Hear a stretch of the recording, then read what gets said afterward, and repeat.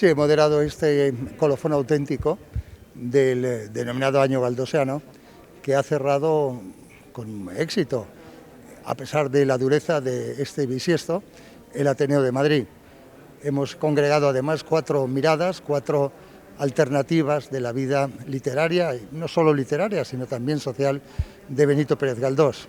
Un personaje que es imprescindible que continuemos leyendo, que continuemos teniendo como referencia, porque todos sus escritos, todos sus libros, a pesar de que se escribieron hace ya más de un siglo, tienen una vigencia espectacular. Lo que estaba pasando, lo que está contando, está pasando en la actualidad. Buenas tardes. Gracias por venir al Ateneo. Hoy que hemos organizado el acto de clausura del primer centenario del fallecimiento de nuestro consocio Benito Pérez Galdós, este año que podíamos llamarle Annus Horribilis, porque realmente hemos tenido con la pandemia unas limitaciones muy grandes para organizar este centenario, pero a pesar de ello, pues hemos conseguido organizar muchas conferencias y también presentaciones de libros. Empezamos la celebración en octubre del 2019 con la presentación del libro Vida, Obra y Compromiso de Benito Pérez Galdós, del autor, el socio Francisco Cánovas Sánchez, que está aquí con nosotros. Luego ya en enero tuvimos la conferencia de Galdós y la Convención Republicana Socialista, también versada por Francisco Cánovas, y en febrero el Ayuntamiento organizó una conferencia también sobre Galdós, que estuvo dada por Almudena Grandes. Luego ya con la pandemia se interrumpió hasta el mes de octubre, donde hicimos un ciclo de 4 días, digamos como para recuperar el tiempo perdido, de tal forma que el 16 de octubre se dio una conferencia a Antonio Chazarra titulada Las 5 series de los episodios nacionales, una visión crítica y pedagógica de la España del siglo XIX.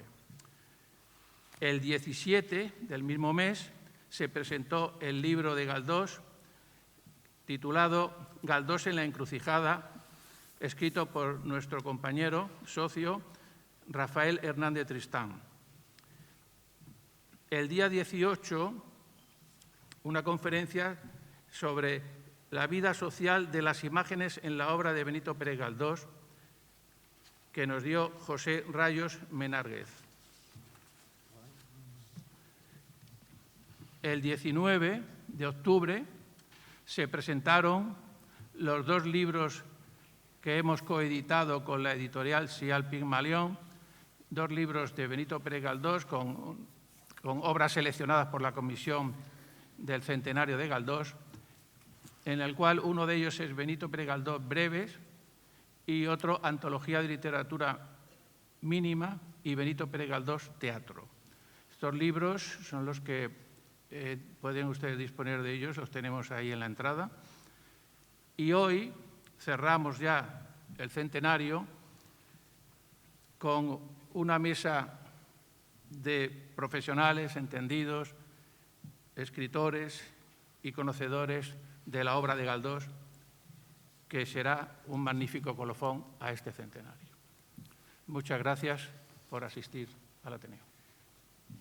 Gracias, presidente. Tenemos una sorpresa para todos los que asistimos hoy a esta clausura del año de Benito Pérez Galdós. Y es que José Fraguas, hijo, por cierto, de Rosa Amor del Olmo, que va a ser una de las conferenciantes, nos va a interpretar con el violín una pieza que en principio no estaba prevista, lo ha cambiado, y por eso le voy a pedir, José, que tú mismo anuncies lo que vas a interpretar, por favor. Muchas gracias.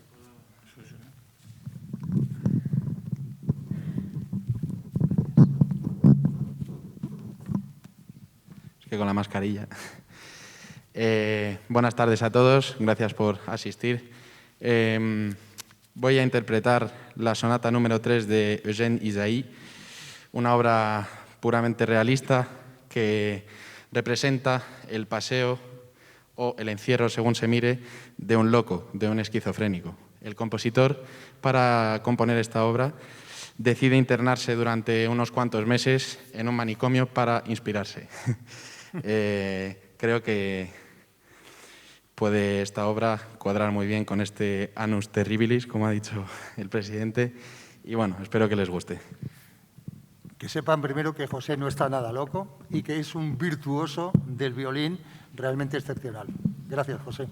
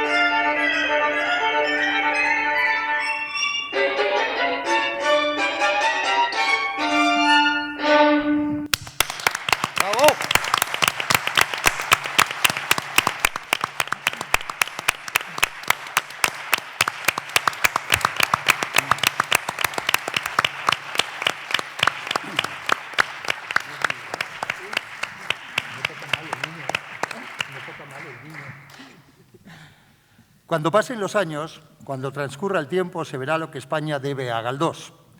Azorín lo dejó escrito y durante este año maldito de la pandemia, que ha arrasado con todo, han sido varias las instituciones que con actos como el que estamos viviendo esta tarde estamos intentando que el denominado año Galdós no se cierre con más pena que gloria.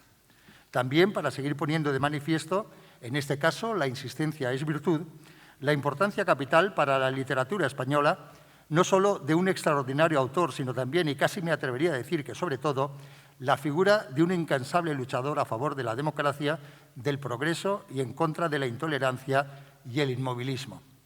En Electra he condensado mi amor a la verdad, mi lucha contra el fanatismo, la necesidad de olvidarnos de las mentiras que nos envilecen. Y todo ello para contribuir a la construcción de una España basada en la ciencia y en la justicia y que resista así hipocresías, insidias y conciencias malvadas. Palabras más que claras y significativas de don Benito, palabras que suponen una oposición sin matices a las fuerzas que impedían el desarrollo de España y vetaban la obligada y necesaria irrupción de la Ilustración. La Iglesia, el poder político, los militares y la nobleza supieron y sufrieron la calidad y la eficacia de su pluma. La pasión creadora de Galdós fue realmente extraordinaria. Su obra es incluso más extensa que la de sus admirados Balzac o Dickens. Se le ha igualado a Tolstói y a Dostoyevsky. 78 novelas, 26 obras de teatro, 19 ensayos y 27 cuentos, además de incontables artículos, críticas y colaboraciones periodísticas. Muchas de ellas se engendraron en el Ateneo de Madrid. Por eso, no es casualidad, no puede haber un lugar mejor que esta docta casa sea el lugar elegido para el cierre oficial de este año del centenario de su muerte. Seguiremos insistiendo para que esa palabra, muerte, no signifique olvido. Al fin y al cabo, y a pesar de la indiferencia oficial de la época, fueron miles y miles de personas las que se lanzaron a las calles de Madrid para acompañar a don Benito en su último recorrido por las calles que frecuentó y describió con maestría. Madrid, el privilegiado escenario de largas tertulias, apasionados debates y charlas sin fin. La ciudad era su fuente de información principal y el Ateneo su destino diario. El Ateneo, escribió, era entonces como un templo intelectual. Iban allí personas de todas las edades, jóvenes y viejos, de diferentes ideas. Las disputas eran siempre corteses y la fraternidad suavizaba el vuelo agresivo de las opiniones opuestas. Sobre las divergencias de criterio fluctuaba, como el espíritu de una madre cariñosa, la estimación general. La biblioteca, prosigue, era un comedero intelectual inmensamente variado en que cada cual encontraba el manjar más a su gusto. Allí se veían extraños tipos de tragadores de lectura. En aquel espacio cabía toda la selva de los conocimientos que entonces prevalecían en el mundo y allí se condensaba la mayor parte de la acción cerebral de la gente hispánica. Era la gran logia de la inteligencia que por su carácter de cantón neutral o de templo libre y tolerante, donde cabían todos los dogmas filosóficos, literarios y científicos, fue llamado la Holanda española. En aquella Holanda se refugiaba la libre conciencia. Lo demás, el ser español, quedaba fuera del vulgarísimo zaguán del 22 de la calle de la Montera.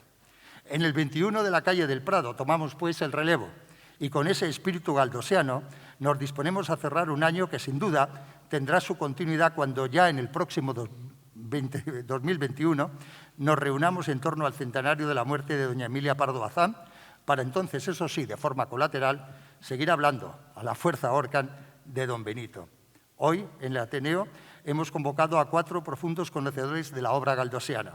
Cada uno de ellos analizará un perfil, una faceta, 4 perspectivas galdosianas, pues, de esa extensa obra. Una obra que ha sido analizada, comentada, criticada y alabada hasta la saciedad.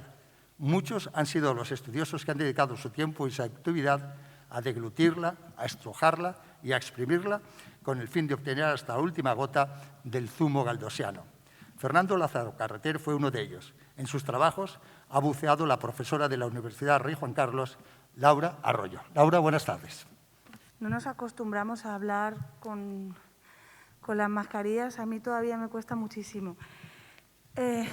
Bueno, yo he traído en esta pequeña comunicación un enfoque sobre la recepción de la obra de Benito Pérez Galdós en Fernando Lázaro Carreter.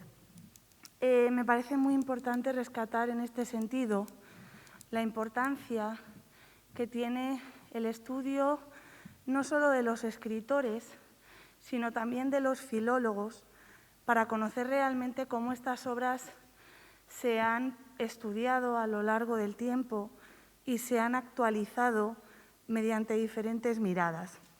En esta pequeña presentación voy a abordar cómo Lázaro Carreter trabajó la obra de Benito Pérez Galdós, centrándose, el filólogo aragonés se centró en 3 aspectos principales, todos abordados desde la perspectiva no solo de la historia de la literatura, sino también de la didáctica de la literatura, campo que le interesó especialmente. El estudio que hizo de la obra de Benito Pérez Galdós se recoge principalmente en su libro Literatura Española Contemporánea. En este título recoge 3 enfoques sobre la obra de Pérez Galdós: cómo fue recepcionada por sus propios contemporáneos, cómo ha sido abordada a lo largo del siglo XX. Paso sin más a leerles los puntos principales de mi presentación. En este sentido, cabe destacar que Lázaro Carreter se centró, por un lado, en diferenciar la recepción del público general, la valoración popular y la valoración filológica de Pérez Galdós. Nos explica que en relación a la valoración popular es indiscutible que Galdós disfrutó como escritor de un reconocimiento máximo. Cito a Lázaro Carreter: el éxito de los episodios de muchas de sus novelas y obras dramáticas fue completamente absoluto.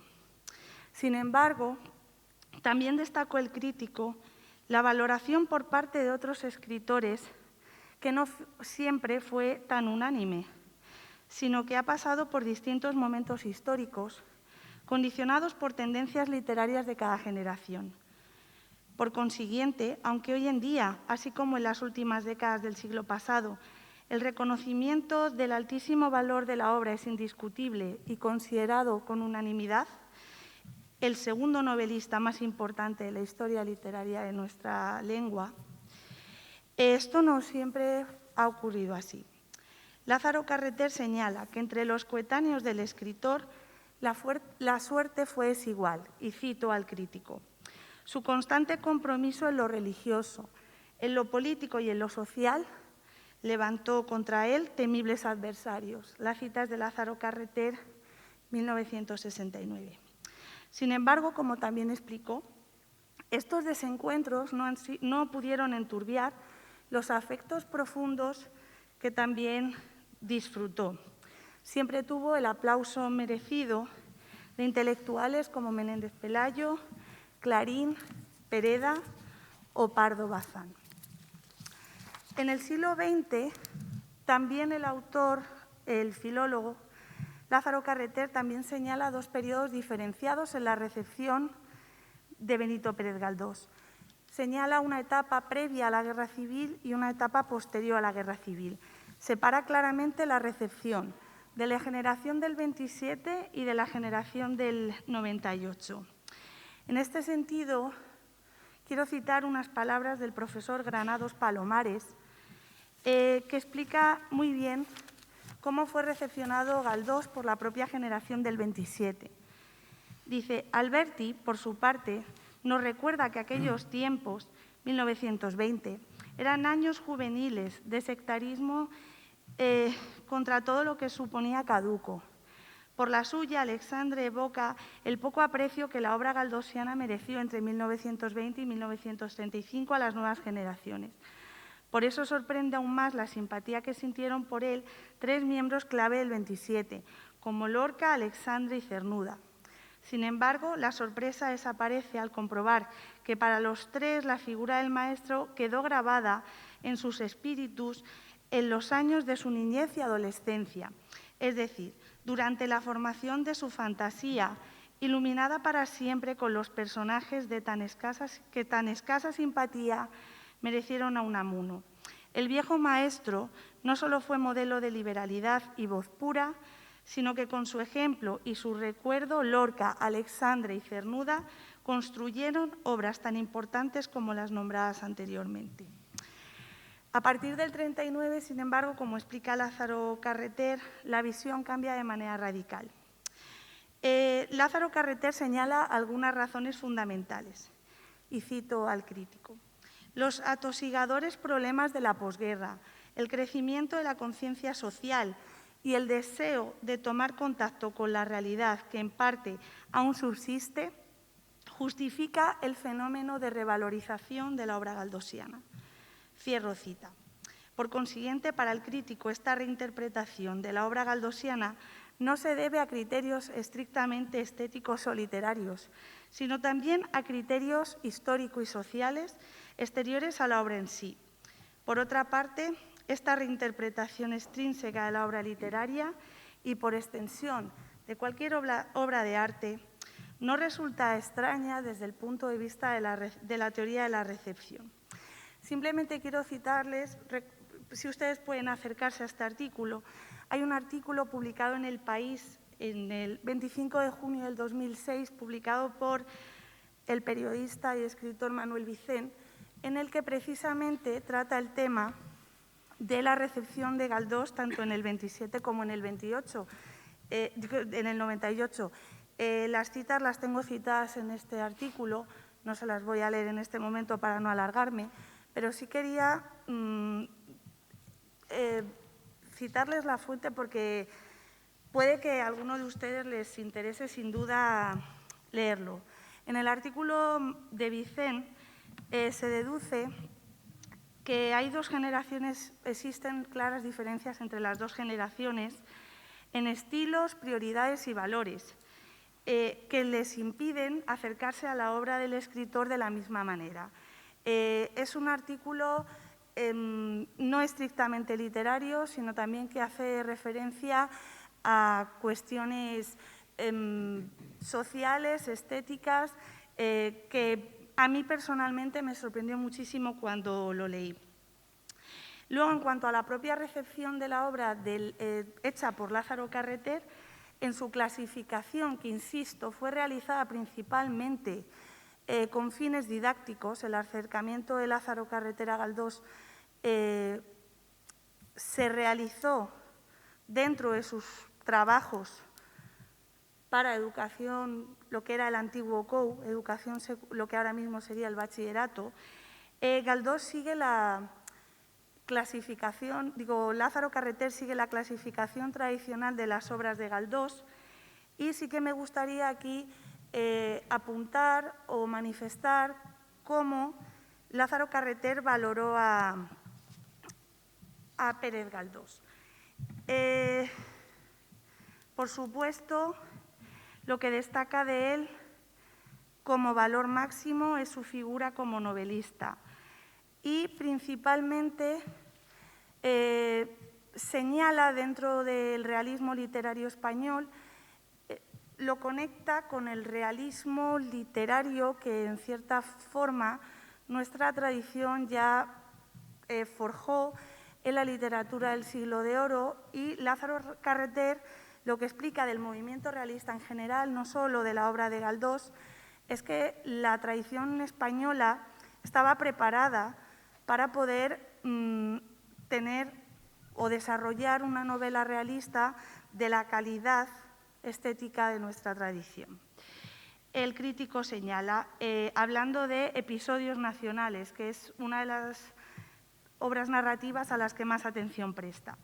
Constituyen un friso gigante y esforzado de la historia española contemporánea entre la Guerra de la Independencia y la Restauración, con una leve trama imaginativa que sustenta los hechos, investigados por Galdós con pulcritud y solvencia, conforme a las exigencias del realismo. Y en cuanto a su valoración propiamente estética, indica: las dos primeras series de episodios pasan por ser las mejores. En la primera, del todo patriótica y exaltada, Galdós exhibe un poderoso talento épico. En la segunda aflora su ideología liberal, aunque se esfuerza en ser objetivo. La tercera, magistral también, es una dramática requisitoria a los españoles, que ensangrentan el país con su intolerancia. Las dos últimas series son efectivamente inferiores. Luego Lázaro Carreter hace repaso, me he querido centrar en los episodios, pero en su manual podemos encontrar que hace repaso a otras novelas de Galdós y también, por supuesto, entre las que la que destaca como la mejor es Fortunata y Jacinta, que define literalmente como su obra maestra. Sí quería adentrarme en la recepción que hace del teatro para señalarles que ciertamente presta menos atención a este género dentro de la obra galdosiana. En general le interesa menos, pero voy a resaltar cuál es su opinión. El realismo como movimiento, señala Lázaro Carreter, no tuvo en el teatro ni de lejos la altura excelsa que alcanzó la novela. Ni un solo dramaturgo incomparable a Pereda y Galdós. Es en quien debemos buscar los documentos verdaderos sobre la sociedad, que solo apareció en la escena con gestos bien tímidos y cita a Ayala Tamayo, bien descoyuntados Echegaray. Cierro la cita. Sí que es verdad que sorprende la poca importancia que Lázaro Carreter otorgó al teatro galdosiano y que, bueno, ha sido en el siglo XX y XXI el teatro galdosiano ha sido revalorizado por una cantidad de investigadores importante y los trabajos que tengo citados en el artículo así lo demuestran. Sí que al realizar este trabajo y plantearme esta ponencia, les hago a ustedes más preguntas que afirmaciones puedo hacer yo, porque sí que es cierto que la obra de Lázaro Carreter, a la que sí he dedicado mucho tiempo, me ha planteado ciertas incertidumbres y una de ellas es por qué razones los trabajos que tiene sobre Galdós y sobre el realismo en general son menores en su obra filológica, tanto a nivel cuantitativo como cualitativo. Es una de las incógnitas o preguntas que lanzo en este trabajo y que espero que en los próximos años quizás se puedan resolver. Sí que quiero cerrar mi comunicación destacando la importancia de leer, como les he dicho al principio, no solo a los escritores en sí, sino también de estar muy pendientes de la historia de la filología y del diálogo que intelectuales posteriormente hacen de las obras. Muchísimas gracias.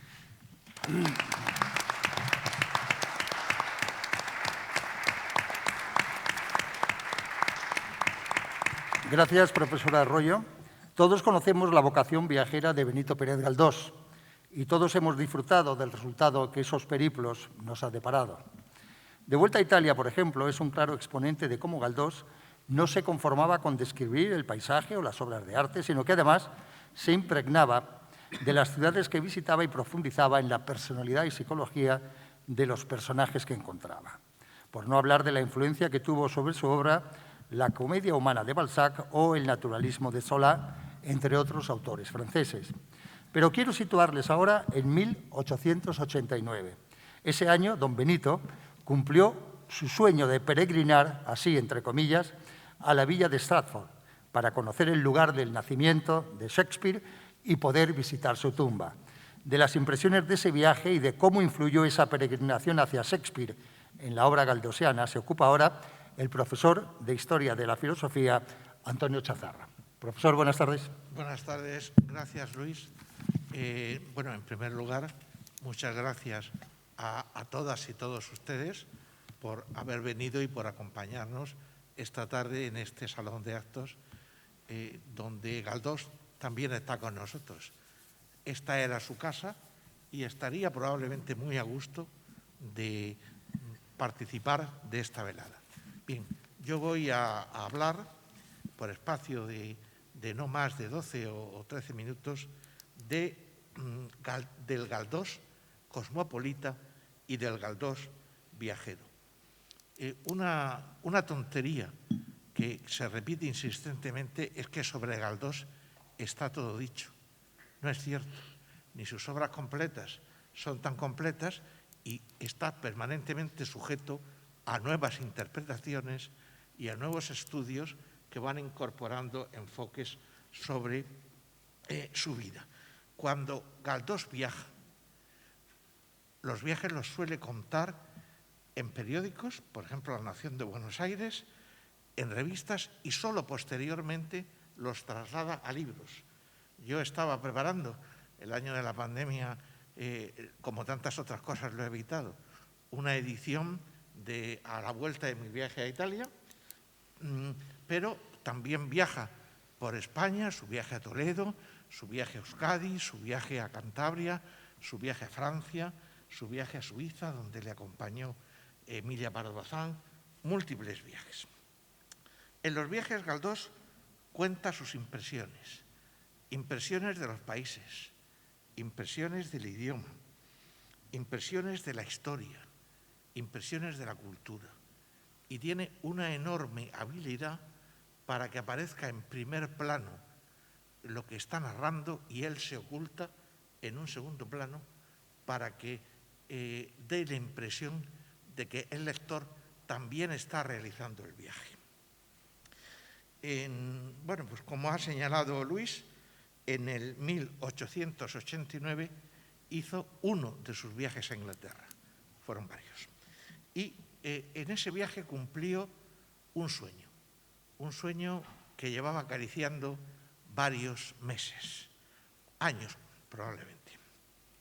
Y era el de visitar Stratford, visitar la casa natal, la casa donde nació Shakespeare, magníficamente conservada, visitar el lugar donde murió, visitar las calles de Stratford y visitar, por ejemplo, los museos y todo el recuerdo de Shakespeare que es Stratford. De modo que, ¿qué hace Galdós? ¿O cómo se plantea ese viaje? Se lo plantea como lo ha señalado también Luis, se lo plantea como una peregrinación laica hacia Shakespeare, buscando a Shakespeare, persiguiendo hasta encontrarse con el autor de Hamlet. Y claro, se encuentran dos colosos de la literatura, aquel a quien se busca y se acaba encontrando y el que va peregrinando en esa búsqueda. Y perdónenme una digresión que viene al caso. Shakespeare es probablemente el mejor dramaturgo de todos los tiempos, pero Shakespeare y Don Benito son clásicos. Y conviene decir, ¿qué es un clásico? Pues ha habido muchas definiciones y algunas muy buenas y estudios muy atinados. Yo, mucho más modestamente, pienso que un clásico es aquel escritor que sabe decir algo nuevo a cada generación, que a cada generación le incorpora aspectos de la nueva visión del mundo y que, como una flecha que atravesara el espacio y el tiempo, conecta el pasado con el presente. Bien, pues ya veíamos que Galdós no quiere ser el protagonista, sino que va describiendo paisajes, narrando hechos, permaneciendo en un segundo plano. Y un segundo aspecto en el que quiero insistir, se siente fascinado, porque vamos a hacer todos en estos minutos el viaje. ¿Qué es lo que a Galdós le fascina?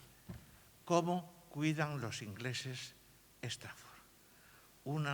En Stratford parece que el tiempo está detenido, que es un lugar que se conserva muchas de sus de sus calles y de sus plazas y de sus edificios, se conservan como si todavía nos encontráramos a finales del siglo XV, a principios del XVI. ¿Qué diferencia de encontrar un lugar con ese grado de conservación a cómo no hemos sabido conservar nuestra propia historia? Cuántos palacios, cuántos corrales de comedias, cuántas casas natales, cuántos edificios emblemáticos han desaparecido por la avaricia y la especulación. Bueno, pues va en ese viaje en busca de Shakespeare, considera Galdós, y creo que tiene toda la razón, que a Shakespeare también hay que buscarlo en sus coordenadas históricas, literarias y culturales, porque Shakespeare es él, más lo que llamaría Ortega, la circunstancia, el conjunto de aspectos económicos, sociales, políticos, históricos que le rodean. Las páginas, si se animan ustedes y las leen, son bellísimas, de un hondo lirismo y de una penetración crítica nada desdeñable. Galdós intenta establecer, y lo logra, un vínculo para que el lector le vaya acompañando en sus descubrimientos. Cada página va avanzando, dando a conocer como un paseo a lo largo de la historia, un paseo a lo largo del tiempo, un paseo a lo largo de la literatura. Bien, ¿cómo comienza el viaje? Pues en Gran Bretaña, en el año 89, ya funcionaban buenos ferrocarriles. El tren es el elemento de comunicación en Gran Bretaña.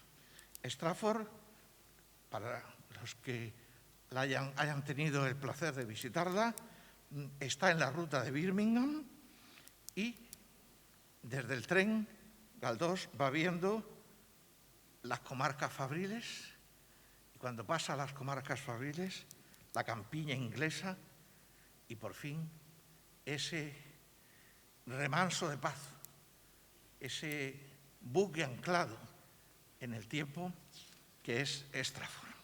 Bien, ¿cuántos habitantes tenía Stratford cuando lo visita Galdós? 10.000. Una cifra muy importante teniendo en cuenta la población de España. Tenía probablemente las dimensiones de un pueblo grande o incluso de una capital de provincia de mediano tamaño. Y lo que llama la atención es cómo han sabido cuidar ese lugar de culto, cómo han sabido mantenerlo impecable. Bueno, otra sorpresa. Segundo, ¿dónde se aloja? En tiempos de Galdós, cuando hace el viaje, había 2 hoteles y Galdós no lo duda, en el Shakespeare Hotel. El Shakespeare Hotel es un hotel interesante, lleno de encanto y con una serie de sorpresas. Por ejemplo, en lugar de tener las habitaciones un número, el 1, el 3, el 5, el 7, tienen los nombres de comedias y dramas shakespearianos. De modo que a él le toca alojarse en Love's Labour Lost, trabajos de amor perdidos, pero en el mismo pasillo se encuentra Macbeth, en el mismo pasillo se encuentra Hamlet y en las paredes, unos mejores y otros peores, o menos interesantes, pero hay cuadros, láminas, grabados que recuerdan motivos shakespearianos. Yo voy a destacar 2. Lady Macbeth, una Lady Macbeth alienada, enloquecida, lavándose las manos manchadas de sangre. Una imagen, o un rey Lear lamentando profundamente las decisiones erróneas que ha tomado y que lo han reducido prácticamente a ser un mendigo. Y A la mañana siguiente, bueno, después de un desayuno potente, como son los británicos, se decide a continuar su paseo por Stratford y visita la casa natal. Vamos a visitar la casa natal rápidamente con Galdós. Un edificio de estructura normanda, de madera, bastante bien conservado, y Galdós es muy detallista. Dice, lo adquirió John, el padre de William Shakespeare, por 40 libras. En el piso inferior hay una gran chimenea y 2 asientos de mampostería. El guía permite que don Benito se siente y allí, mirando el fuego, va evocando las horas que pudo pasar Shakespeare sentado en esa mampostería y los personajes que pudieron ser concebidos o que pudo pensar y que posteriormente desarrolló. En el piso superior, que es donde está la alcoba donde nació, hay recuerdos del paso por el lugar de Walter Scott, de Dickens. En Dickens me detengo un momentito nada más para indicar que don Benito conocía bien el idioma, el inglés, hasta el punto de que los papeles del Club Pickwick, durante muchos años, la traducción que hizo don Benito es la que se manejó. Luego se hicieron otras, pero la traducción de don Benito de los papeles del Club Pickwick. Bueno, pues ahí de Walter Scott, de Dickens, de Goethe. Y una prueba de cómo cuidan los ingleses estas cosas. En un edificio anejo, contiguo, hay un pequeño museo, pero un pequeño museo que es una maravilla.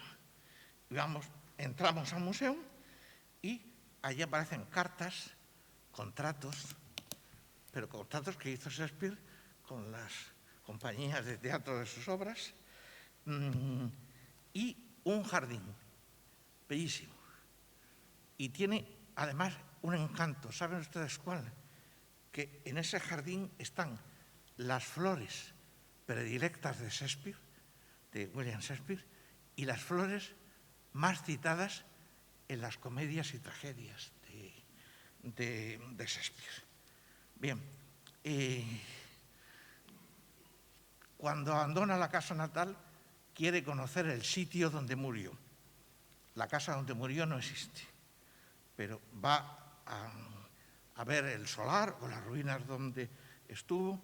Aquí escribió, por ejemplo, Julio César, y cuando regresó de Londres, algunas de las obras de su etapa final. ¿Y ahora qué quiere ver don Benito? ¿O qué quiere que veamos con él? Vamos a ver la tumba. Y se encamina a la iglesia, a la Holy Trinity Church, que es una iglesia muy interesante, porque se parece más a una iglesia católica que una iglesia protestante. Tiene unas características que ahora no me puedo perder en ese sentido, hasta que llegan a la tumba donde está Shakespeare y su mujer, y donde aparece una inscripción que el propio Shakespeare realizó, que señala que maldice a aquellos que no respeten sus huesos y que bendice a los que tengan una actitud respetuosa con sus restos.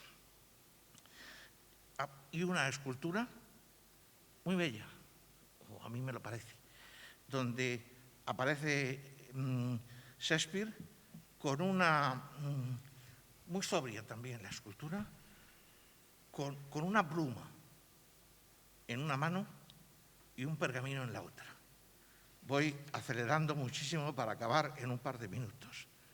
¿Se conforma con esto don Benito? No.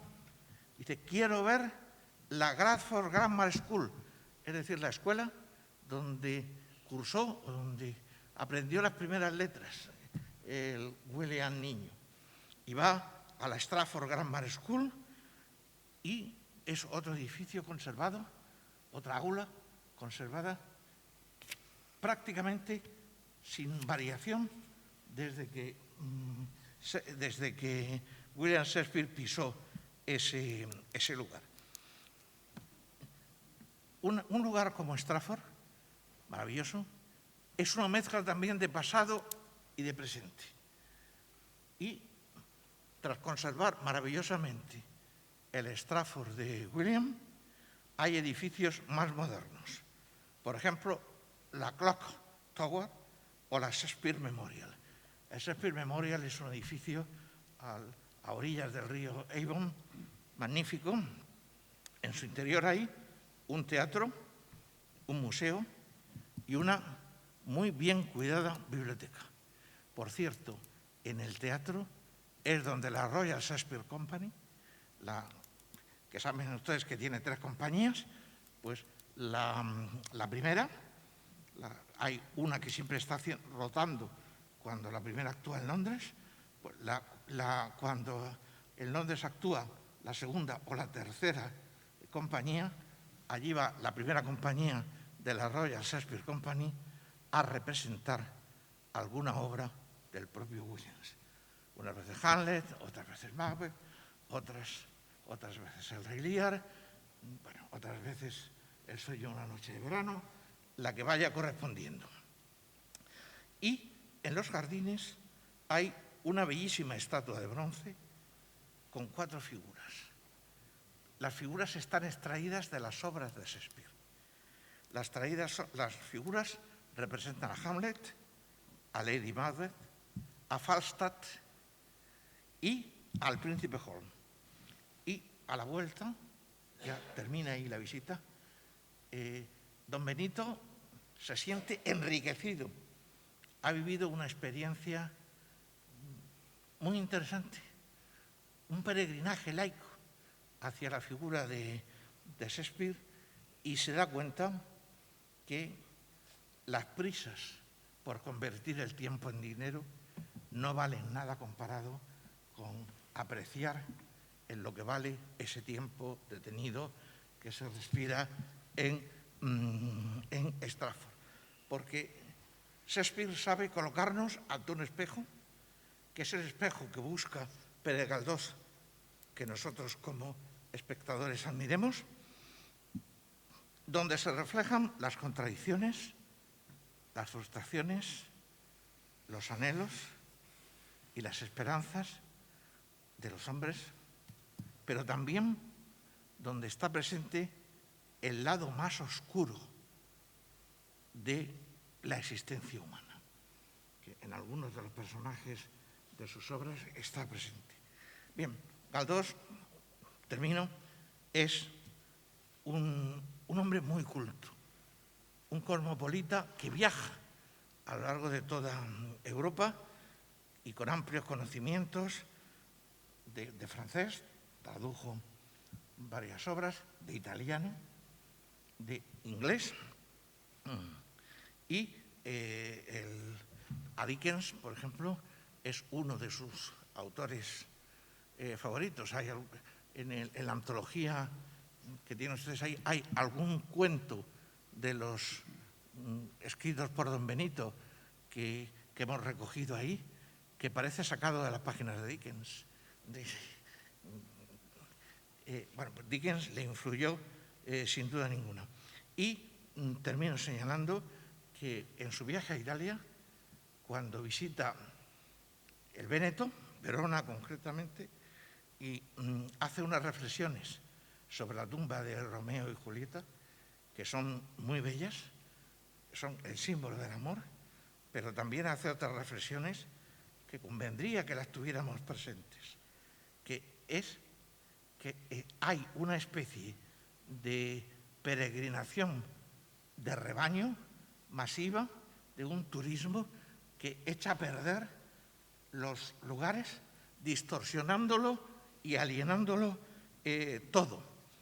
Y, por ejemplo, enseñan la tumba de Julieta, que como saben es un invento de Shakespeare, Y allí todos los turistas depositan un papelito doblado pidiéndole algún, pues suerte en sus amores o fortuna.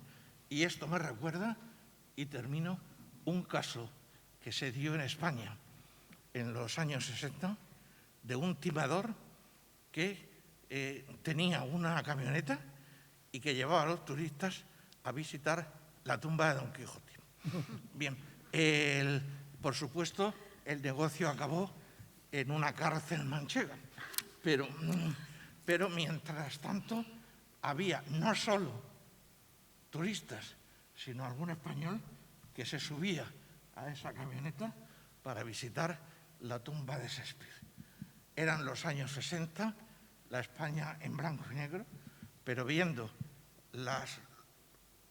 el turismo masivo que hasta hace unos meses realizaba esas visitas, incluso las explicaciones de varios guías que incomprensiblemente habían obtenido o convalidado el título, cabe pensar que tampoco hemos cambiado tanto. Muchísimas gracias por su atención.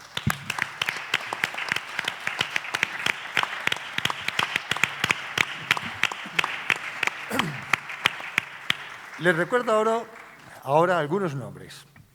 María Josefa Washington, familiarmente conocida por Sisita, Lorenza Cobian, Concha Ruth Morel, Teodosia Gandarias y Emilia Pardo Bazán. Pero también Fortunata, Jacinta, Tristana, Marianela, Isidora, Benina, Electra y Amparo. Todas ellas compartieron diferentes etapas de la vida de don Benito. Y hasta puede ser que las primeras, las reales, fueran las forjadoras, el modelo de las segundas, personajes inolvidables de celebradas novelas. Galdós, a pesar de vivir en la sociedad patriarcal en la que vivió, dotó a sus retratos femeninos de una extraordinaria sensibilidad, hasta el punto de que María Zambrano lo proclamó el primer novelista español en liberar a sus mujeres literarias de arquetipos y generalidades, dotándolas de personalidad propia y, sobre todo, de individualidad. Son, pues, las mujeres de Galdós. La profesora Rosa Amor del Olmo es la directora de la revista Isidora de Estudios Galdosianos. Buenas tardes. Buenas tardes, pues muchas gracias por la presentación y también por la invitación a que vengamos a clausurar este centenario de don Benito Pérez Galdós. Yo solo voy a intentar ser muy breve y solo quería poner un poco en contexto el compromiso que tuvo Galdós hacia la mujer y su desarrollo en la sociedad. Ponerlo un poco en contexto. Por cierto que, recogiendo todo lo que has hablado, Antonio, es verdad que a Galdós le gustaba mucho Shakespeare y también es cierto que él conocía muy bien el teatro de Calderón, pero en El abuelo, precisamente, ahí dice que el teatro, el bueno es el del inglés, dice. Y sí que es verdad que incorpora esa mezcla de clases sociales en el teatro que él presenta, recogido también, claro, de Lope de Vega y demás, pero sí que lo mismo que le influyó Cervantes, también le influyó Shakespeare, pues en la incorporación a sus obras de teatro pues de elementos sobrenaturales, ¿no?, que no era muy frecuente en un teatro más o menos realista como el que él quería presentar, ¿no?, a la sociedad de su tiempo, que era una sociedad bastante complicada. Entonces, con respecto a la mujer, claro, Galdós se sitúa al finales del romanticismo, donde la mujer pues, no tiene ningún peso específico de ningún tipo en la sociedad española, pero probablemente en el neoclasicismo, un poco antes, sí que hubo algunos autores como Leandro Fernández de Moratín que en el teatro sí que elevaron o pusieron en cuestión algunos, digamos, tratamientos, algunas injusticias que había que cambiar. El teatro neoclásico era un teatro eminentemente moralizador y didáctico y, por ejemplo, el Sí de las niñas, pues, digamos que expone la decadencia a lo mejor de un trabajo de hombres que se casaban con chicas muy jóvenes. Entonces, esto Moratín lo expone muy bien y bueno, había ya en aquel momento un cierto debate con respecto a esto. Y bueno, después vienen los románticos con su yo y su personalidad y esa exaltación de las emociones, y la verdad es que Galdós recoge también ese tipo de acciones o de iniciativas por parte de individuos, que más que individuos también eran mujeres, y comienza a elaborar o a tejer, digamos, su universo de personas. Estas personas pues son personajes y al final lo que está haciendo es bueno, incorporar una sociedad a todas sus obras, ¿no? Desde que comienza a publicar hasta que termina con su obra Santa Juana de Castilla, que comenzó a escribirla antes, pero bueno, la estrenó al final cuando ya estaba a punto de morir. Entonces, no podemos decir, bueno, sí se puede decir, claro, se puede decir cualquier cosa. Decir que Galdós es feminista o es femenino, sí que lo es, pero tampoco podemos a lo mejor, digamos, hacer un paralelismo con el concepto ideológico que podemos llegar a tener hoy, ¿no? de estas ideologías.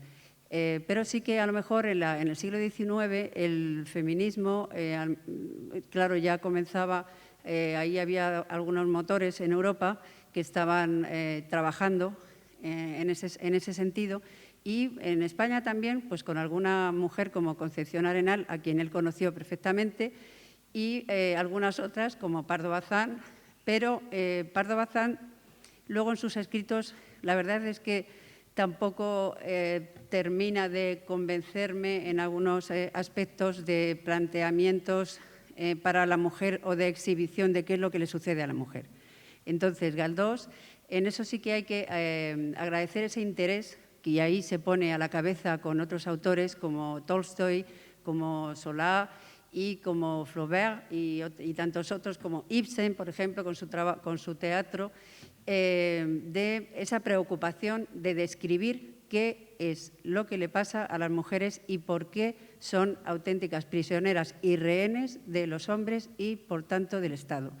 Entonces, no solo tenía, en el caso de España, claro, porque en Francia no sucedía lo mismo, en el caso de España lo que sucede es que además había unas fuerzas religiosas que manipulaban la conciencia y la subconsciencia también de estas mujeres. El panorama que él plantea es absolutamente maravilloso, y tan maravilloso como dar una explicación a lo mejor a algunas heroínas más o menos románticas, que siempre las incorpora en sus episodios nacionales y también en sus novelas, y siempre hay esa explicación de determinismo y también de un poco de herencia genética, también de algunas taras psicológicas, que era la manera en la que Galdós podía explicar esas locuras, ¿no?, de las mujeres románticas que estaban un poco como fuera de sí mismas, ¿no?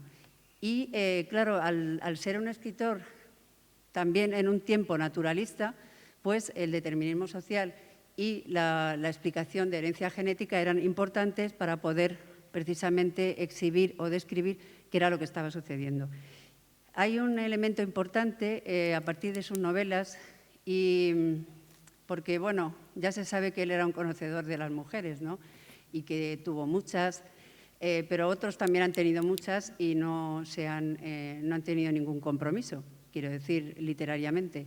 O sea que es evidente que si tuvo muchas mujeres, pues por lo menos se preocupó en conocerlas y en conocer cómo es el alma femenina y cómo actúan algunas mujeres, o muchas mujeres, o cómo actúa la mujer española, ¿no?, fuera de ese estereotipo de Carmen de España.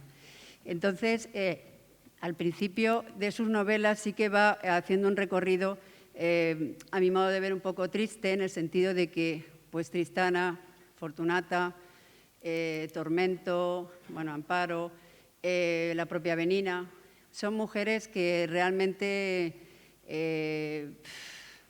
es muy complicado, ¿no? Se mueven por amor. Entonces, eso sí que describe bastante bien a las mujeres, digamos, españolas, ¿no? Moverse por amor y por libertad.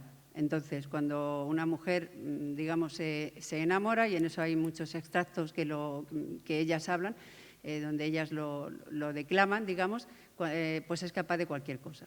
Entonces, eso sí que encaja bastante bien y, claro, ese tipo de pensamiento o de emociones, pues puesto en un contexto como el que había, pues era como, bueno, pues una situación de fracaso personal bastante importante, porque las mujeres apenas tenían medio de vida y las clases sociales en esto eran bueno, demoledoras, ¿no?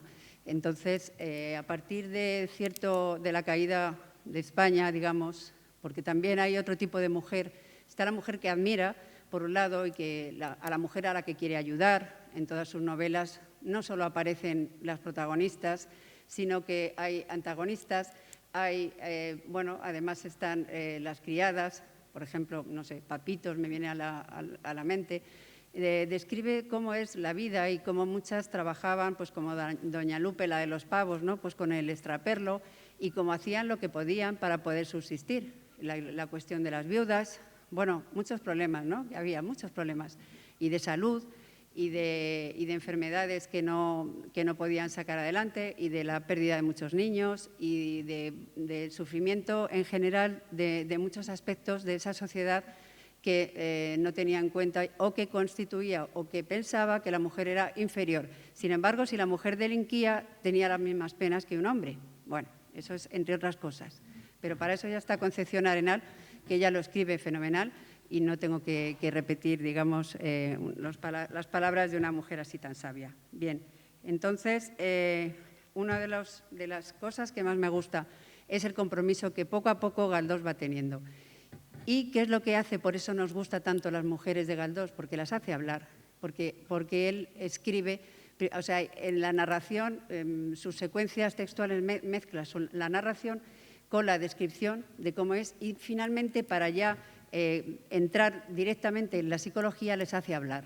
Entonces, ellas hablan, y por eso el lector comprende perfectamente todo lo que está sucediendo, porque al incorporar esos diálogos, esa oralidad en la escritura resulta que es muchísimo más comunicativa, y eso, a día de hoy, es una modernidad impresionante. Bien, entonces, a partir de que quiere y estrena Realidad, que también es una ruptura con el honor calderoniano, donde la protagonista es una mujer casada que tiene un amante. Entonces, eso en el teatro español apenas se había podido ver, ¿no?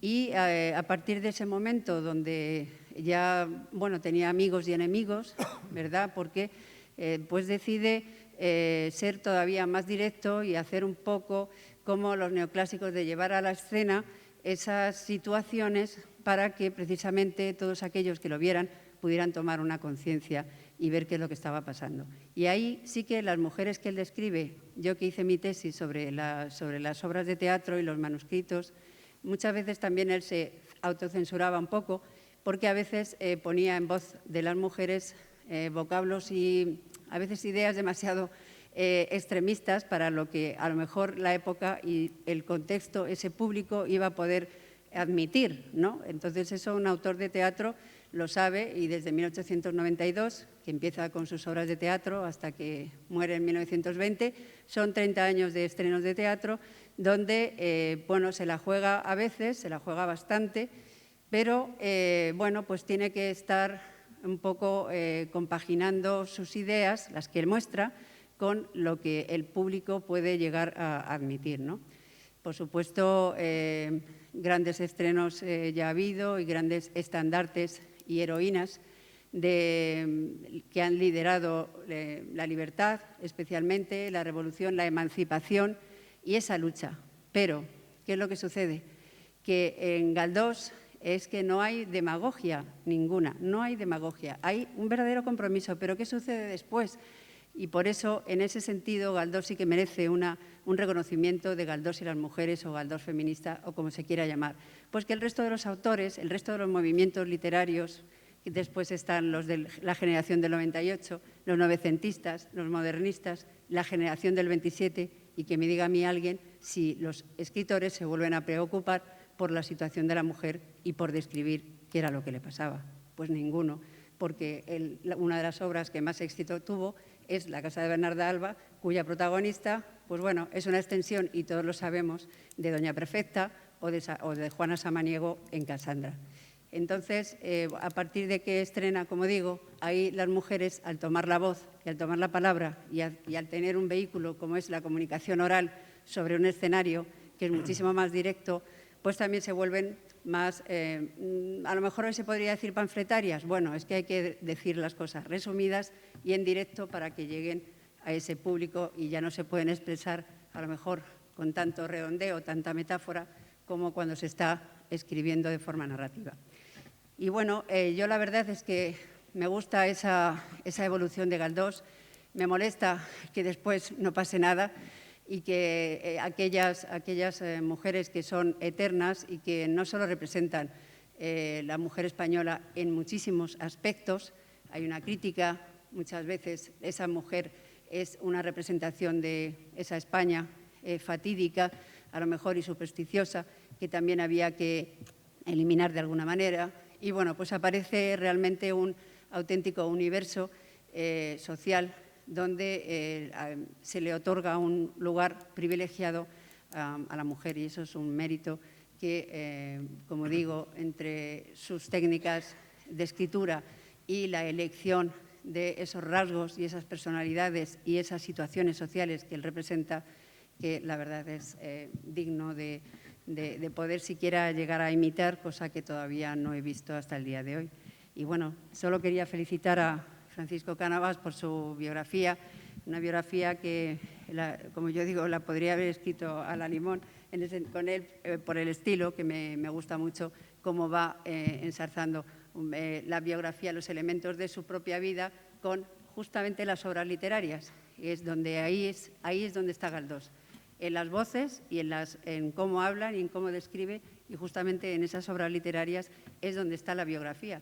Y en ese sentido, pues Cánovas ha sido realmente muy acertado, muy inteligente y muy fino en esa obra descriptiva sobre Galdós. Y muchas gracias a todos. Muchas gracias, profesora.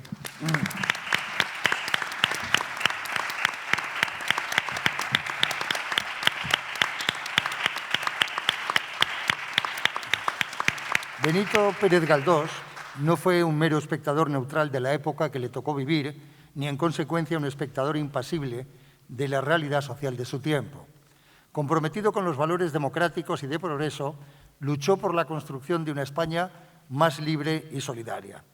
100 años después, continúa siendo pues imprescindible conocer no solo sus obras, sino también su actividad política y social, la que muchos expertos señalan como la mejor biografía que se ha publicado de la persona y de la obra de Galdós, titulada Vida, obra y compromiso, se basa precisamente en ese empeño cívico y democrático con que don Benito impregnó toda su producción, tanto literaria como periodística, una producción que no es sino el fiel reflejo de su honesta proyección pública. El autor de esa biografía, el historiador Francisco Cánovas, aborda ya este indispensable y vital perfil galdosiano. Francisco, buenas tardes. Buenas noches. Bueno, en primer lugar, destacar que en esta conmemoración del centenario de Galdós con tantos claroscuros, con actuaciones tremendamente deficientes de algunas administraciones públicas, el Ateneo ha cumplido, ha realizado muchas actividades, ha hecho muy bien porque Galdós fue un gran ateneísta, y yo, como socio del Ateneo, me siento muy congratulado. Galdós es, sin duda, una de las grandes personalidades de la España contemporánea. Fue un gran escritor, lo hemos dicho muchas veces, el mejor en España después de Miguel de Cervantes. Algunos lo ponen a la par, pero no fue un ciudadano que dio la espalda a la sociedad, como Flaubert o como otros, sino que se comprometió con la construcción de una sociedad más tolerante y más solidaria, un aspecto al que yo me voy a dedicar especialmente. Hay que destacar inevitablemente la dimensión literaria de Galdós. Clarín dijo que era sin duda de largo el mejor escritor de su tiempo. Fue autor, se ha dicho, de un imponente mosaico de novelas, obras de teatro, artículos periodísticos, que le llevaron a acceder a la cumbre de la literatura europea de su tiempo, junto a Balzac, Dickens o Tolstoy.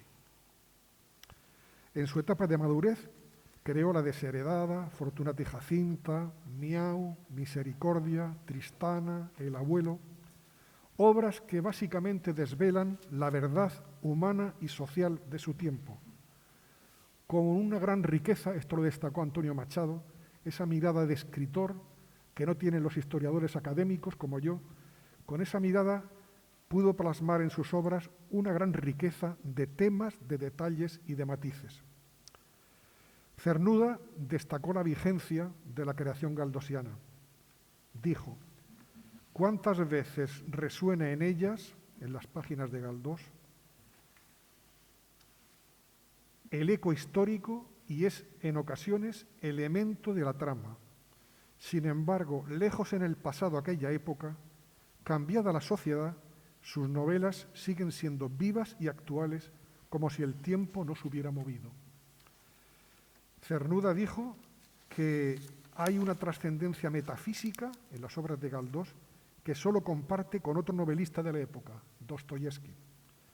Por lo demás, recordar que cuando Cernuda estaba en el exilio, causado por la dictadura franquista en América, y sentía morriña, tendía a leer los episodios nacionales.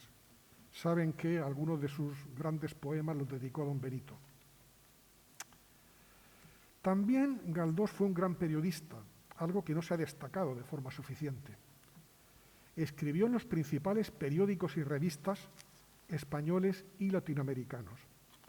En La Nación, cuando tenía de 22 a 25 años, escribió más de 300 artículos sobre la vida madrileña, las transformaciones humanísticas del plan ensanche del arquitecto Castro, crítica literaria, artículos sobre Ramón de la Cruz, Moratín.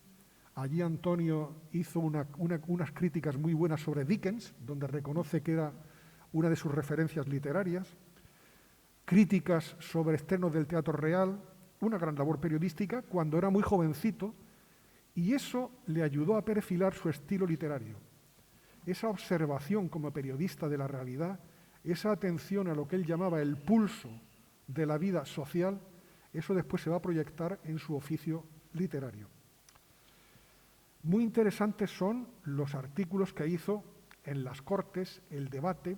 El debate terminó siendo director de ese periódico en la Revista de España, porque ahí trató los grandes debates del sexenio democrático, de la elaboración de la Constitución del 69, de las más avanzadas de la Europa de su tiempo, debates como la supresión de la pena de muerte, la abolición de la esclavitud, el sufragio universal, todo eso lo reflejó muy bien.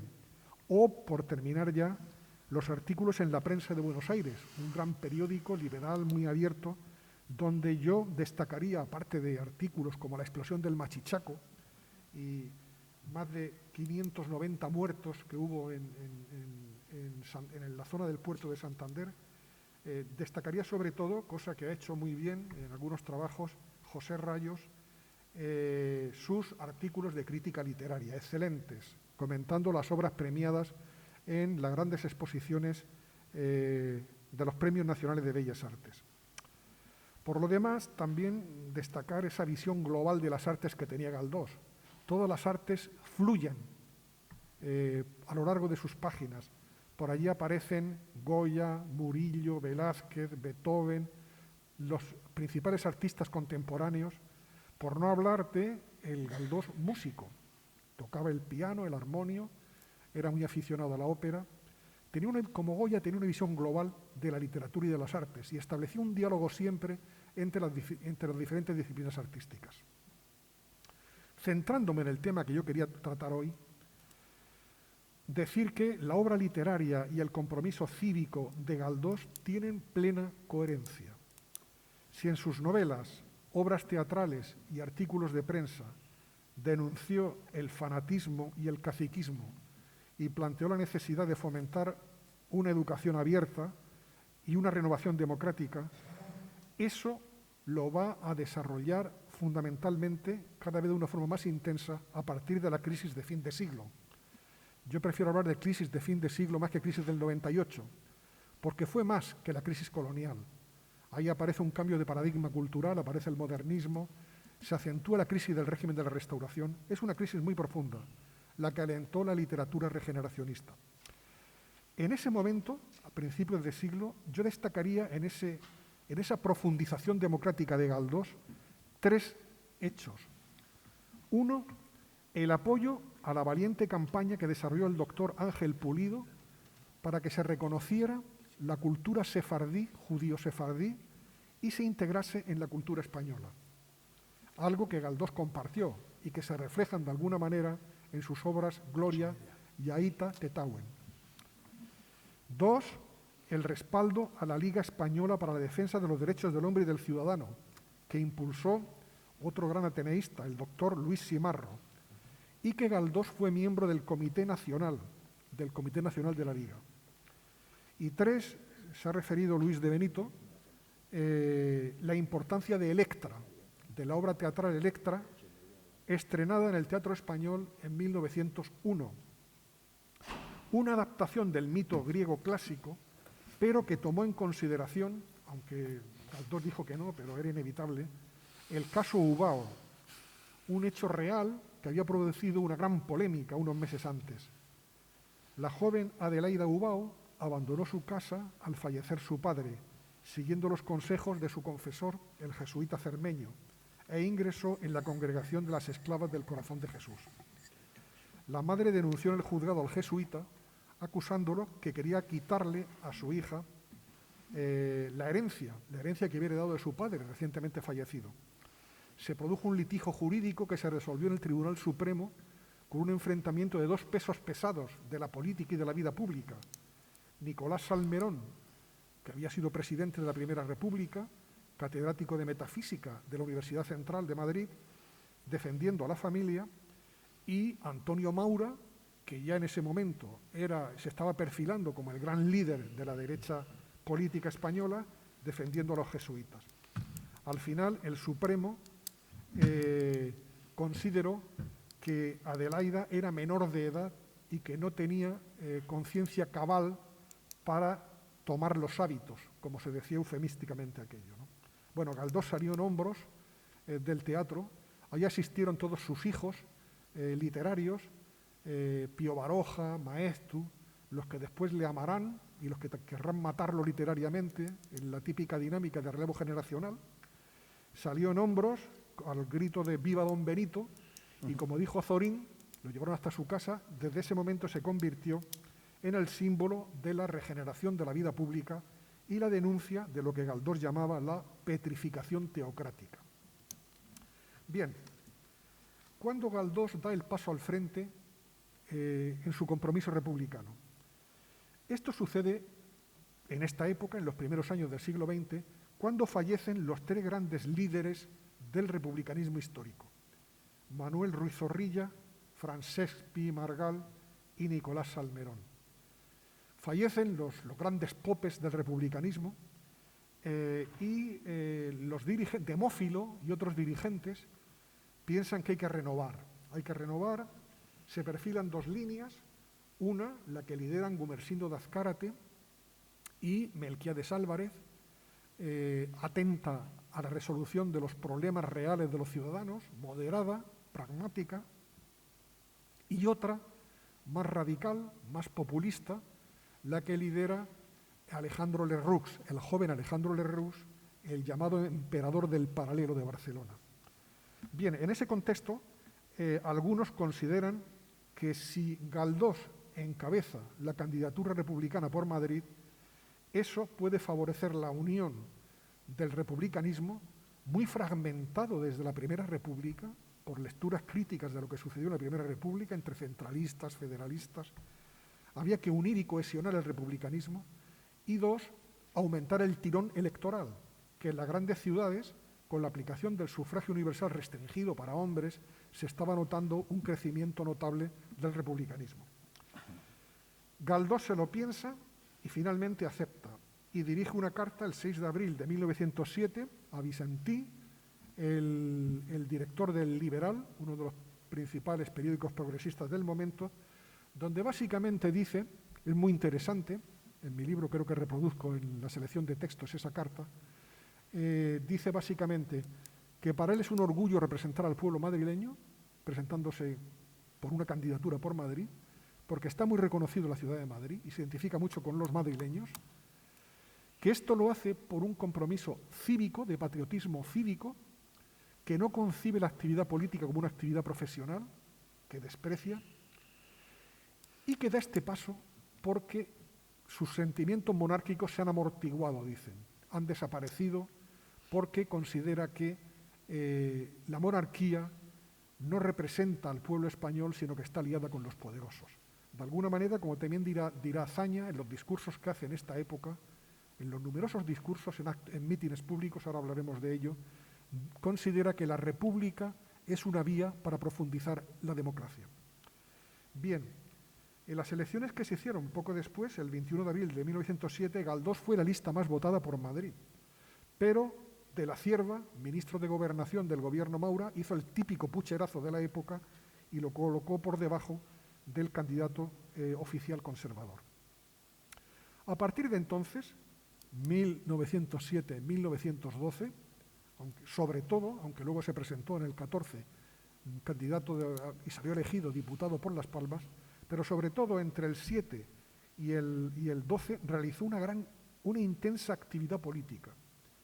Fue por las principales ciudades españolas acompañando a el doctor Ezquerdo, que era el líder, el santo laico, líder de los liberales progresistas, a Pablo Iglesias, el líder obrero del Partido Socialista, a sus amigos, con los que más se identificaba, Gumersindo de Azcárate, Melquiades Álvarez, fue por toda España. Él no era un gran orador, escribía muy bien, pero le costaba mucho hablar, y se ruborizaba muchísimo, además en los actos públicos, lo pasaba fatal. Y generalmente salía con unas cuartillas que leía. Generalmente le presentaban como el gran maestro, el mejor escritor, que ha sido valiente para dar el paso al frente, le presentaban así en los mítines, sin tener por qué dar el paso al frente en la política. Y Galdós en sus discursos comenzaba casi siempre hablando de la ciudad, por ejemplo en Valladolid, cuando fue con Pablo Iglesias, en unas fechas en que además había estrenado recientemente Casandra, allí en el Teatro Calderón de Valladolid, pues empezó hablando de los comuneros, dando una interpretación histórica, diciendo que los comuneros lucharon por un modelo de monarquía diferente a la monarquía imperial que va a imponer el emperador Carlos, en lo cual no le faltaba razón, aunque es un tema debatido por los historiadores, ¿no? Y después de aludir a la ciudad, reproducía su discurso. Era un discurso donde siempre básicamente analizaba los mismos temas. El agotamiento del régimen de la Restauración, sometido, dice, a un proceso de caquexia, de deterioro, la alianza de la monarquía con las fuerzas conservadoras, el alejamiento de las cortes del pueblo, la perversión distorsionadora que representaba el caciquismo, la denuncia de los privilegios de la Iglesia, el rechazo de la guerra de Marruecos, y siempre él no se quedaba en la denuncia de lo negativo. De hecho, eso criticará a sus hijos literarios del 98 de que eran demasiado derrotistas. Él pone el acento en que hay que dar un paso al frente impulsando el desarrollo económico, educativo y cultural, y que había que hacer un cambio democrático, siempre fundamentado en valores cívicos y éticos. Este era básicamente su discurso. ¿Y cómo lo hacía? Pues ahí se notaba que era un gran escritor, ¿no? Y que lo quería utilizar al servicio de la política. Pues era un lenguaje elaborado, pero directo, efectista y con rasgos retóricos y a veces populistas. Por ejemplo, cuando alude al valiente león español que se ha alzado de nuevo por fin ante la injusticia, cuando alude al triste rebaño monárquico, cuando denuncia la alianza entre la Iglesia y la oligarquía, dice, oligarquía, a quien no sabemos cómo nombrar, pues no podríamos decir si es española o papal, si es un sindicato jesuítico o una cofradía financiera. Cuando alude a la España que pide agua y le dan hiel y vinagre, o a la prioridad de la escuela y el taller. En Granada le escuchó Federico García Lorca y sintió una viva impresión. Esto dejó escrito Federico García Lorca. Por eso yo recuerdo con ternura a aquel hombre maravilloso, a aquel gran maestro del pueblo, don Benito Pérez Galdós, a quien yo vi de niño en los mítines sacar unas cuartillas y leerlas, teniendo como tenía la voz más verdadera y profunda de España. Y eran aquellas cuartillas lo más verdadero, lo más nítido, lo exacto, al lado de las engoladuras y de las otras voces llenas de bigotes y manos con sortijas que derramaban los oradores en la barumba ruidosa del mitin. Bien, la Semana Trágica de Barcelona, como saben, tuvo una gran repercusión política y ciudadana.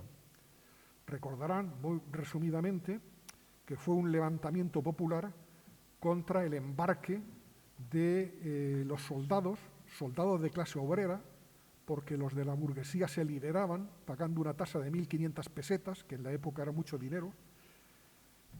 Clase trabajadora, que era la carne de cañón, se decía, ¿no?, que se iban a la guerra de Marruecos. Hubo una revuelta, se movilizaron también, además de sectores socialistas, sectores anarquistas, hubo unos desórdenes importantes, pero sobre todo lo que hubo después fue una represión brutal por parte del gobierno Maura. Fallecieron 209 personas, hubo más de 300 heridos, algunos graves, y detuvieron a más de 1.000 dirigentes, maestros, profesores, dirigentes sindicales y políticos. El hito principal, como saben, fue la ejecución en Montjuïc de Ferrer y Guardia, el pedagogo fundador de la Escuela Moderna. Pues hubo un clamor en las principales capitales españolas y europeas, Maura no, y ahí saltó Galdós, ¿no?, o se incluyó Galdós en ese proceso.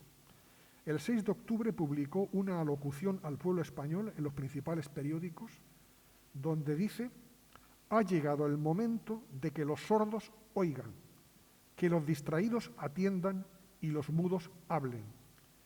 El pueblo tiene que contener los desmanes del gobierno, denunciar las insensateces de los que trajeron la guerra del Rif, que la nación hable, que la nación se levante en el sentido de vigorosa erección de su autoridad. No estorbaremos a la justicia, sino a la desenfrenada arbitrariedad y al furor vengativo. No tememos que nos llamen anarquistas, que esta resucitada Inquisición ha descubierto el ardid de tostar a los hombres en la llamarada de la calumnia. Concluyó esta locución reclamando un cambio de gobierno. Esta locución tuvo mucha repercusión, fue muy comentada y, de hecho, unos días después, el 6 de octubre la hizo, el 21 de octubre Alfonso XIII forzó la dimisión de Maura, que tendría grandes consecuencias políticas, y encargó a Segismundo Moret la formación de un nuevo gobierno. Moret, liberal progresista, fue la personalidad que más años y en más ocasiones presidió esta casa, el Ateneo de Madrid. Gran amigo de Galdós y también de Ramón y Cajal. Galdós defendió la alianza, siempre defendió la alianza, desde este momento hasta el final de su vida, de republicanos y socialistas. Consideraba que era imprescindible para tener una mayor proyección política ciudadana. Como saben, había reticencias a esa alianza por unos y por otros. Por ejemplo, Melquiades Álvarez prefería una alianza con los liberales demócratas, liberales de izquierda, o Pablo Iglesias, el líder del Partido Socialista Obrero Español, pensaba que eso podía desnaturalizar el proyecto de clase, las reivindicaciones laborales, políticas, sociales a favor de la clase trabajadora. Pero la oposición al gobierno Maura y las dramáticas consecuencias de la Semana Trágica hizo que se acercasen posiciones. Y en el propio verano de 1909, después de la Semana Trágica, una comisión negociadora integrada por Galdós, Azcárate, Pablo Iglesias, Tomás Romero y Aniceto Llorente negociaron y establecieron las bases de la conjunción republicano-socialista. Galdós fue elegido presidente de la conjunción. La conjunción se presentó el 7 de noviembre en un mitin multitudinario en el Frontón Jay Alay de Madrid. Era uno de los grandes foros políticos de la época. Allí Galdós manifestó su satisfacción por el concierto de republicanos y socialistas, dijo: reunidos en un solo haz, la fuerza resultante hará retemblar de alegría el suelo de la patria. Y defendió que la conjunción era una puerta abierta a la gradual incorporación de las clases neutras, que es como entonces se llamaba a la mayoría alejada de la política. A su lado intervino Pablo Iglesias, que pidió una república que garantizase básicamente las libertades básicas y el derecho, y manifestó que la alianza no impediría que el Partido Socialista continuase formulando sus reivindicaciones para mejorar las condiciones de la clase trabajadora. A partir de ahí, Galdós e Iglesias se vieron mucho tiempo, en muchas ocasiones. Muchas de estas reuniones se hacían en la propia casa de Galdós, aquí en Madrid o en San Quintín, la residencia de Santander. Galdós admiraba la austeridad, la tenacidad, la honestidad del dirigente obrero, y Iglesias se daba cuenta de que Galdós no era un político, que le faltaba oficio político, pero valoraba su categoría literaria y su valentía para dar aquel paso. Galdós conocía la afición de Iglesias al teatro y que había asistido a las representaciones de la de San Quintín, Electra y Cassandra, y generalmente a partir de ahí hablaban de sus obras y Galdós les entregaba los últimos episodios nacionales que iba escribiendo. Bien, todas estas circunstancias políticas impregnaron las últimas novelas y obras de teatro de Galdós, de la última etapa de Galdós. Aparecen de alguna manera en Cassandra, El caballero encantado, Celia en los infiernos o Cánovas. Veamos cómo termina el episodio Cánovas, que es el último episodio. Ahí no hace un estudio sobre Cánovas como personajes, se habla más bien de la restauración. Pues cede la palabra a la madre patria y así termina con esta locución los episodios nacionales. Dice Galdós: los políticos se constituirán en casta, dividiéndose hipócritas en dos bandos igualmente dinásticos e igualmente estériles, sin otro móvil que tejer y destejer la jerga de sus provechos particulares en el telar burocrático. No harán nada fecundo, no crearán una nación, no remediarán la esterilidad de las estepas castellanas y extremeñas, no suavizarán el malestar de las clases proletarias, fomentarán la artillería antes que las escuelas, las pompas regias antes que las vías comerciales y los menesteres de la grande y pequeña industria. Y por último, hijo mío, verás si vives que acabarán por poner la enseñanza, la riqueza, el poder civil y hasta la independencia nacional en manos de lo que llamáis vuestra Santa Madre Iglesia. Alarmante es la palabra revolución, pero si no inventáis otra menos aterradora, no tendréis más remedio que usarla los que no queráis morir de la honda caquexia que invade el cansado cuerpo de la nación. Declaraos revolucionarios, díscolos, si os parece mejor esta palabra, contumaces en la rebeldía. En la situación a que llegaréis andando los años, el ideal revolucionario, la actitud indómita, si queréis, constituirán el único síntoma de vida. Siga el lenguaje de los bobos llamando paz a lo que en realidad es consunción y acabamiento. Sed constantes en la protesta. Así termina Galdós los episodios nacionales. Bien, iba a referirme a el fracaso de la candidatura de Galdós al Premio Nobel, pero bueno, ya creo que se ha extendido bastante este acto. Fue un ejemplo, como dijo Jacinto Benavente, del lamentable espectáculo de nuestras intolerancias y nuestras divisiones, con la gran campaña que montaron en contra, enviando cartas y telegramas, miles, a la Academia Sueca de Buenas Letras, oponiéndose a la concesión del premio de Galdós que merecía. Terminar con unas palabras de Joaquín Casalduero, un importante galdosista. Cuando Galdós está en el ápice de su fama, cuando todo le aconseja someterse a la sociedad y poder así recoger el fruto material merecido de su labor, entonces, íntegro como siempre, tiene que rechazar la paz y olvidar sus privados intereses, entregándose a la lucha por el pueblo y para el pueblo. Sabía que sacrificaba su bienestar espiritual y económico, que iba a convertirse en el blanco de las críticas, pero prefirió seguir los dictados de su conciencia. Se separó de la monarquía, concluyó Casalduero, porque vio que ésta solo quería la esclavitud moral y material de España. Bien, terminamos el centenario de Galdós.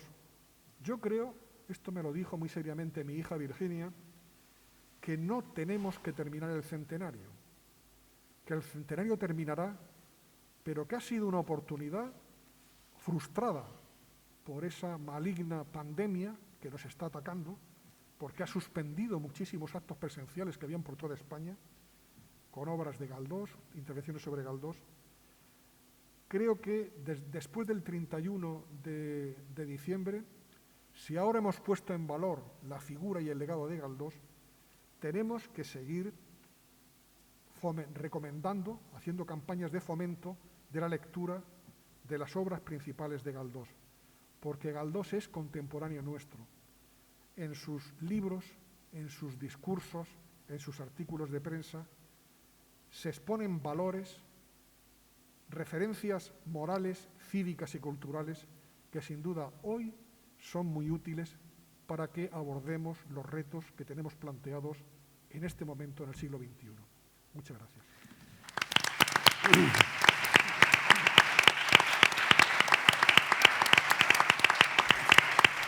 Muchas gracias, profesor Cánovas.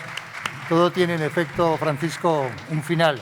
Y así hemos puesto colofón al denominado Año Galdós. Cae el telón, pero sin duda volverá a subir para recibir el unánime aplauso. El Ateneo, a pesar de todo, a pesar de este duro bisiesto, ha aprobado con nota la asignatura. Juan Hermindo, presidente, cierra el acto. Muchas gracias, Luis.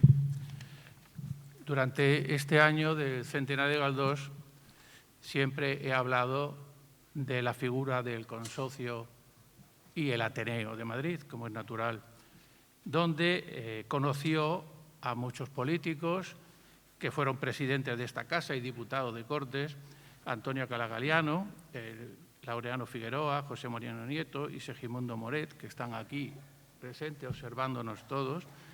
También contactó con personalidades de la época como Martínez de la Rosa, Antonio Ríos Rosas, Marcelino Menéndez y Pelayo, Antonio Canova del Castillo, Mateo Sagasta, etcétera, ¿no?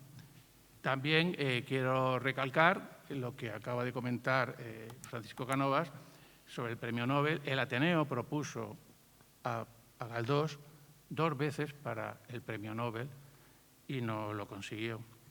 Pero lo que sí parece ser que la segunda propuesta,